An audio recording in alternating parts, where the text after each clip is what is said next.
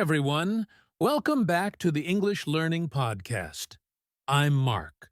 And I'm Jessica. Thanks so much for joining us today. In today's episode, we're going to talk about something extremely important for becoming fluent in English training your ears.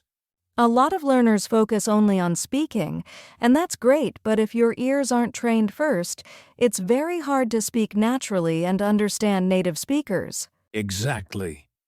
Think about how babies learn a language. They listen a lot before they ever try to say a word. Their ears get used to all the sounds, rhythm, and pronunciation. Right, and it's the same for English learners. If you train your ears, your speaking becomes smoother, faster, and much more natural. So in this episode, we're going to break down what ear training really means, how you can do it every single day, and even give you a mini role play so you can practice with us. Whether you're a beginner or already at an advanced level, training your ears is the key to sounding more like a native speaker and understanding English clearly in real-life conversations. All right, let's jump in and first talk about what training your ears actually means. So, Mark, when we say train your ears, what exactly are we talking about? Good question. Basically, it means getting used to the natural sounds of English, the rhythm, the pronunciation, the linking, and the different accents. It's not just hearing the words, it's really understanding the way native speakers actually speak. Exactly. A lot of learners are used to textbook English. It's slow, very clear, and sometimes a little unnatural.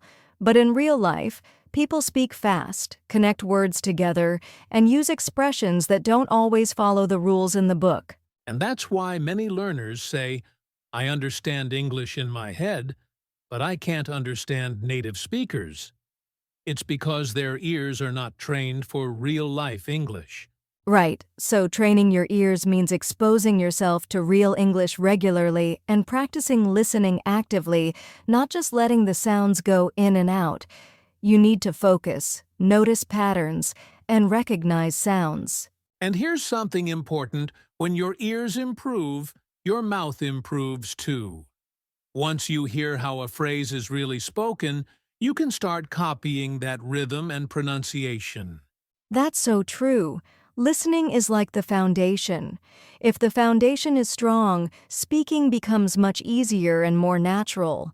So don't think of listening as a passive skill. Ear training is an active part of becoming fluent.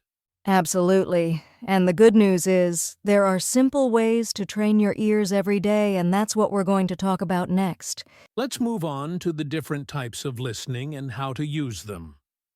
All right, so before we talk about how to train your ears, it's important to understand that there are actually two types of listening: passive and active. Yeah. Passive listening is when English is in the background. For example, maybe you're cooking or cleaning while a podcast is playing.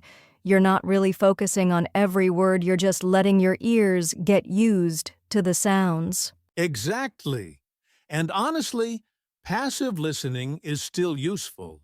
It helps your brain become more familiar with natural pronunciation and intonation, even when you're not focused. I actually used passive listening a lot when I was learning Spanish. I used to put Spanish radio on while I was driving. At first, I didn't understand much at all, but after a few weeks it started to sound more familiar and less scary or confusing. That's a great point. Now, active listening is different. It means you're fully focused on what you hear. You're listening carefully, trying to catch the words, noticing how the speaker links phrases together, maybe even repeating them. Yes, it's like you're studying the sounds, not just hearing them. When I was improving my English pronunciation, I used to pause TV shows and repeat short sentences exactly like the actors said them. That's active listening. Same for me when I learned French. I'd listen to short news clips and try to write down what I heard, word by word. Sometimes I got maybe 40%. But over time, it really helped my ears become sharper. So both types are important. Passive listening helps you get comfortable with the language, and active listening actually trains your ears to recognize details. They work together like a team. And for fluent English, you really need both. So in the next part, we'll give you a step-by-step routine that combines passive and active listening in a simple daily practice. Perfect, let's jump into the actual steps. All right, now let's get into the practical part. How can listeners actually train their ears every day?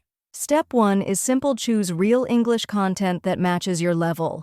That could be podcasts, YouTube videos, TV shows, or even short TikTok clips.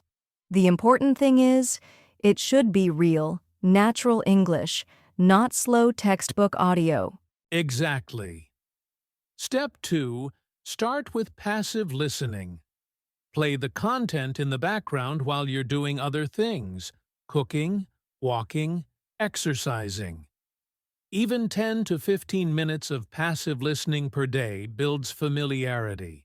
Step 3, choose one small part, maybe 1 to 2 minutes of that content, and switch to active listening. This is where you really focus.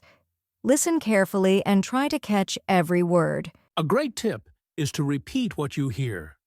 Listen to one sentence and then pause and say it out loud with the same rhythm and pronunciation. That's called shadowing, and it's really powerful for ear training. And don't worry if you don't understand everything. At first, you might only catch a few words. That's okay. The goal is to train your ears, not to be perfect. Step 4, do a quick transcript check. If there's a transcript or subtitles, read it after you listen and see what words you missed. That helps your brain connect the sounds with the written form. And finally, step 5, be consistent. It's better to do 10 minutes of ear training every day than 1 hour once a week.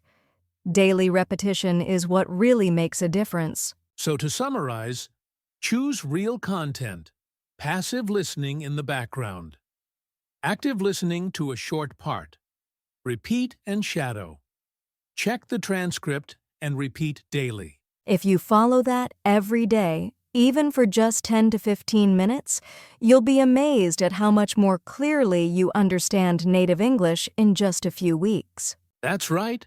And to show you how active listening works, we're going to do a short role play in the next section. Stay with us and let's train your ears together. All right, Jessica, let's do a short role play to show how active listening works. Sounds great. So, for this exercise, we'll imagine a situation where one person gives instructions and the other has to listen carefully. Perfect. I'll be giving instructions. Listen closely and repeat after me if you can. Okay. First, go to the kitchen and take out a small bowl. Go to the kitchen and take out a small bowl. Next, pour some water into the bowl until it's half full. Pour some water into the bowl until it's half full. Finally, place the bowl on the table near the window. Place the bowl on the table near the window. That was actually a good workout for my ears. I had to really focus on each word and the order. Exactly. That's the key. Listening actively means catching every word, every sound, and even the order of the instructions. And the more you practice with short role plays like this, the faster your brain will start recognizing patterns in real English conversations. Right. So try this with a friend, a podcast line, or even a YouTube clip. Listen carefully, pause, and repeat. That's active listening in action. And don't forget to focus on pronunciation and rhythm, not just the words. That's it. Now, let's move on to some common mistakes learners make when training their ears. All right, Mark. Let's talk about some common mistakes learners make when trying to train their ears. Sure. One big mistake is listening passively all the time without doing active practice. Just hearing English in the background is helpful, but if you never focus, your brain won't really pick up the details. Another mistake is trying to understand everything at once. Many learners get frustrated because they can't catch every word. Remember, ear training is about getting familiar with sounds. First, understanding every word comes later. Yes, and a third mistake is not repeating or shadowing. Listening once isn't enough.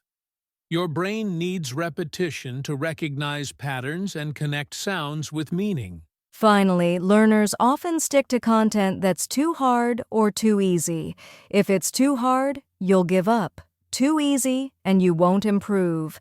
Choose something just slightly above your current level. So, focus on active listening, be patient, repeat regularly, and pick the right level. Avoid these mistakes, and your ear training will be much more effective. That's right. And to make it fun, we have a small listener challenge coming up next. All right, listeners, now it's your turn. Here's a simple ear training challenge for today. Find a short English audio clip. It could be a podcast, a YouTube video, or even a news segment. Just 1 or 2 minutes is perfect. Listen to it once without pausing. That's your passive listening. Then play it again and try active listening. Pause after each sentence and repeat it out loud, matching the rhythm and pronunciation. Don't worry if you don't catch every word. The goal is to train your ears and your mouth at the same time. Try this for just 10 to 15 minutes today, and make it a habit every day. You'll notice your understanding and pronunciation improving faster than you expect. Remember, small, consistent steps make a huge difference. So start listening and shadowing today. That's a wrap for today's episode on training your ears for English fluency. Let's quickly recap. We talked about what ear training really means, the difference between passive and active listening, practical daily steps, and even did a mini role play to practice active listening. We also shared common mistakes to avoid and gave you a simple listener challenge to try today. Remember, improving your English listening and speaking doesn't happen overnight, but if you practice a little every day listening actively, shadowing, and repeating, you'll see real progress. Keep training your ears, stay consistent, and most importantly, enjoy the process. Thanks so much for listening, everyone. Don't forget to subscribe and join us in the next episode of the English Learning Podcast. See you next time.